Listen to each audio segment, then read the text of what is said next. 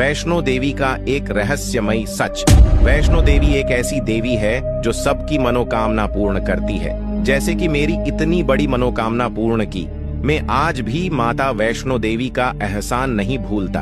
एक बार की बात है, जब मैं गांव में रहता था, मेरी पढ़ाई तो पूरी हो चुकी थी, लेकिन 4 साल से नौकरी की तैयारी करने के बाद भी नौकरी नहीं लग रही थी और घर में लगातार पैसे की तंगी बढ़ती जा रही थी। ऐसी स्थिति में घर चलाना मुश्किल हो गया था, क्योंकि घर में सिर्फ मेरे पापा थे जो काम करके घर का खर्चा चलाते थे। मुझे पापा काम करने नहीं देते थे, क्योंकि वो चाहते थे कि मैं अपना ध्यान पढ़ाई में लगाऊं। इसी कारण मैं किसी काम को करने से वंचित था और दिन रात सरकारी नौकरी की तैयारी में लगा था।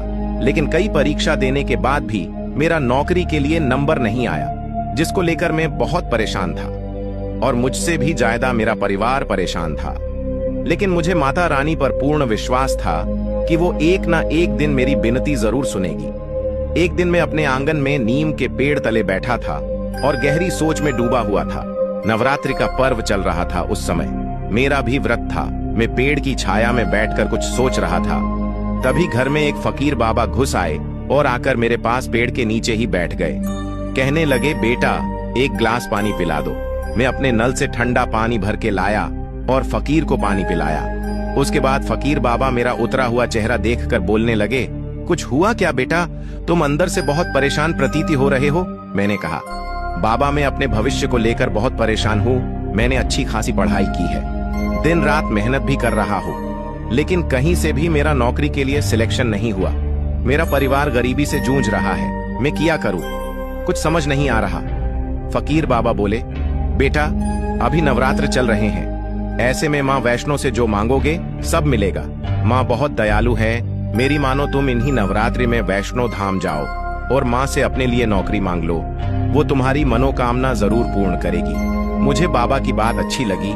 मैं अगले ही दिन वैष्णो देवी यात्रा के लिए निकल गया। कटरा पहुंचकर वैष्णो देवी धाम का नजारा देख मन को बहुत शांति मिली।